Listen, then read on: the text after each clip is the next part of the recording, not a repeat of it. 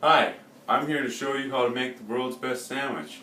First, you want to start, make sure you have clean hands. Wash them real good before you start. And then you got to have 4 butter knives, a giant cutting board, a whole banana, Nutella, your choice of honey, your choice of butter, your choice of bread,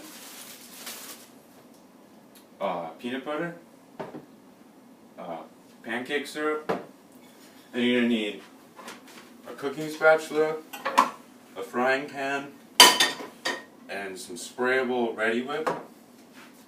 Alright, first we're going to start out by taking the banana, and then you just break it open like this and get all the peelings and stuff off of it. No. And then you just throw it in your garbage. And then you want to take your butter knife and you want to slice the banana into nice, even pieces so that you can go in the sandwich. You're only going to need about like 6 because, I mean, bread isn't that big. So then you just take the rest of it and usually I just give it to my dog and stuff. So now that we have our bananas all cut up, you're going to grab your loaf of bread and take 2 pieces. You only need 2. Leave that there, and then you want to take your butter knife and open up your peanut butter. And then, like mine, you got to stir your peanut butter up because it's got some special stuff in there, so the oils go to the top. It's kind of weird. And then you just take like a decent amount of peanut butter, you know, just evenly spread it. Keyword evenly, because you don't want just like high spots of peanut butter everywhere. You want it just to be a nice even spread. So you take that, you just leave it with your peanut butter off to the side. Then you want to take your honey, and you just kind of want to just glaze it, you know. Don't put a ton on because honey goes a long way. It's a pretty strong stuff.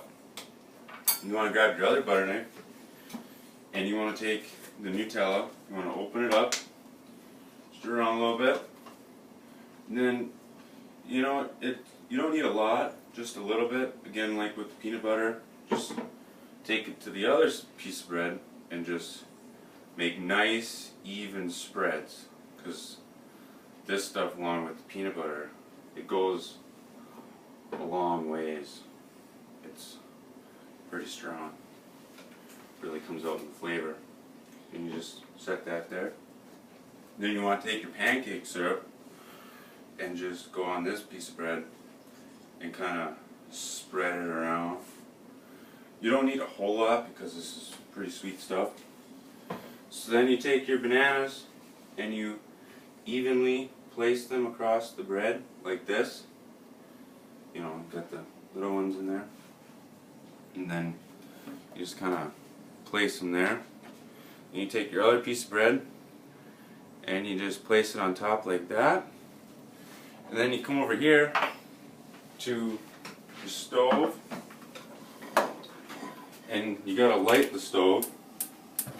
And you don't need really, really high heat, just you want to run it on low. So you take a glob of butter, kind of grease up the pan a little bit.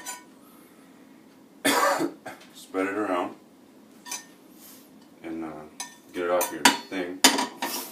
And you want to let it just sit there like this, just kind of stir it around. Get a nice even spread around there. I mean, I probably used a little bit too much. You probably could have used probably half of what I used. But I like it to my bread to become a little more extra crispy.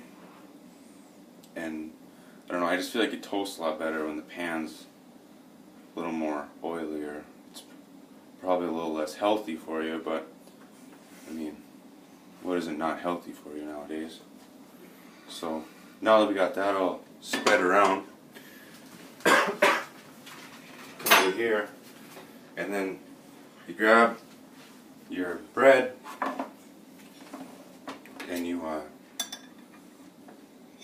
take some butter and you You want to spread it around here. You don't need a lot. You want to keep everything kind of inside there, because otherwise your bread will just burn to the pan. Like when you're cooking grilled cheese, it just burns to it. It's kind of like a fancy grilled cheese, except for it's more of a dessert grilled cheese. And then you just kind of let it sit there, and it doesn't have to cook a whole while. And you can kind of bump up the heat just a little bit to kind of speed up the process if you're a little impatient about things. And you want to tuck in those bananas so they don't fall out on you. And you just kind of want to let it sit there and let it cook for a little bit. It takes a minute or so. And then let it cook. It should look nice and brown and crispy when you flip it. If not, you probably need to cook it a little bit longer.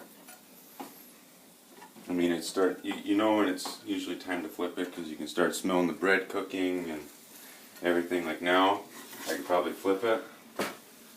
See, it's nice and brown over there. You know, but see this, when you put all these sauces on there, they kind of soak through a little bit.